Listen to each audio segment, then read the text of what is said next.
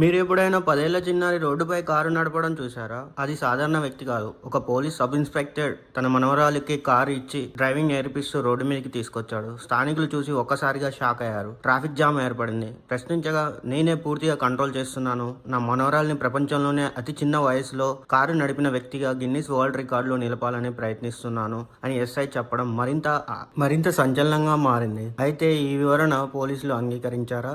చట్టం ఏం చెబుతుంది? చివరికి ఎస్ఐపై ఎలాంటి చర్యలు తీసుకున్నారు? ఈ ఘటనలో అందరికీ తెలుసుకోవాల్సిన ముఖ్యమైన విషయాలు ఏమిటి? పూర్తి వివరాలు ఇప్పుడు తెలుసుకుందాం. ఈ ఘటన శనివారం సాయంత్రం హైదరాబాద్ శివార్లోని నార్సింగి పోలీస్ స్టేషన్ పరిధిలో గంధంగూడ బైరాగిగూడ రోడ్డుపై జరిగింది. ఒక ఆటోమేటిక్ గేర్ కారును చిన్నారి నడుపుతుండగా వెనుక భారీ వాహనాలు నిలిచిపోయాయి. చాలా మంది మొదట ఇది సరదా కోసం తీసిన వీడియో అనుకున్నారు. కానీ దగ్గరికి వెళ్లి చూసేసరికి స్టీరింగ్ దగ్గర నిజంగానే ఒక చిన్నారి కూర్చొని ఉండటాన్ని చూసి ఆశ్చర్యపోయారు. చిన్నారి వయసు చాలా తక్కువగా కనిపించడంతో స్థానికులు వెంటనే కారును ఆపారు. ఇంత చిన్న పిల్లలతో కారు ఎలా నడిపిస్తారు? ఏదైనా ప్రమాదం జరిగి ఉంటే బాధ్యత ఎవరిది అంటూ ప్రశ్నలు సంధించారు. వారి వాదన ఒకటే, ఇది కేవలం కుటుంబ విషయం కాదు, రోడ్డుపై ప్రయాణిస్తున్న ప్రతి ఒక్కరి ప్రాణాలకు సంబంధించిన విషయం. సోషల్ మీడియాలో కూడా ఈ వీడియో వైరల్ కావడంతో పెద్ద చర్చ మొదలైంది. ఈ ఘటనలో అత్యంత ఆసక్తికరమైన విషయం ఎస్ఐ ఇచ్చిన వివరణ. ఆయన మాట్లాడుతూ కారు పూర్తిగా నా నియంత్రణలోనే ఉంది. నా మనవరాలిని ప్రపంచంలోనే అతి చిన్న వయసులో కారు నడిపిన వ్యక్తిగా గిన్నిస్ వరల్డ్ రికార్డులో నిలపాలనుకుంటున్నాను అని చెప్పాడు. అయితే ఈ వివరణ స్థానికులకు ఏమాత్రం ఒప్పించలేదు. ఎందుకంటే రోడ్డుపై ప్రయోగాలు చేయడం ఎంత ప్రమాదకరమో అందరికీ తెలుసు. ఘటన వెలుగులోకి వచ్చిన వెంటనే నార్సింగి పోలీసులు కేసు నమోదు చేశారు. పోలీసు అధికారిపై కూడా చట్టం ఒకే విధంగా వర్తిస్తుందని స్పష్టం చేశారు.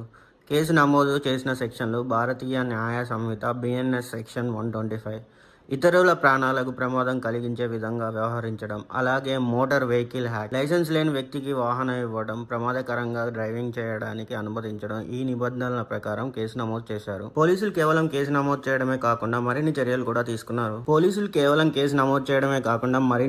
కూడా తీసుకున్నారు. కారు రిజిస్ట్రేషన్ను 12 నెలల పాటు సస్పెండ్ చేశారు. అంటే ఆ వాహనం ఏడాది పాటు రోడ్డు మీదకి రావడం కష్టమే. అలాగే చిన్నారి చట్టబద్ధంగా డ్రైవింగ్ లైసెన్స్ పొందే అర్హత వచ్చే వరకు ఎలాంటి ప్రత్యేకమైన మినహాయింపులు ఉండవని స్పష్టం చేశారు. భారత్లో కారు నడపాలంటే చెల్లుబాటు అయ్యే డ్రైవింగ్ లైసెన్స్ తప్పనిసరి. సాధారణంగా 18 సంవత్సరాలు పూర్తయిన తర్వాతనే లైట్ మోటార్ వెహికల్ లైసెన్స్ పొందే అర్హత ఉంటుంది. తల్లిదండ్రులు లేదా వాహన యజమానులు లైసెన్స్ లేని వ్యక్తికి వాహనం ఇస్తే వారిపై చట్టపరంగా చర్యలు తీసుకునే అవకాశం ఉంటుంది. ఇక్కడ ముఖ్యమైన విషయం ఏమిటంటే కారు ఆటోమేటిక్ అయినా మాన్యువల్ అయినా లైసెన్స్ లేకుండా పబ్లిక్ రోడ్లపై నడపడం చట్టవిరుద్ధం. రోడ్డు భద్రత అనేది ఒక కుటుంబానికి సంబంధించిన విషయం కాదు, ప్రజలందరి భద్రతకు సంబంధించిన విషయం.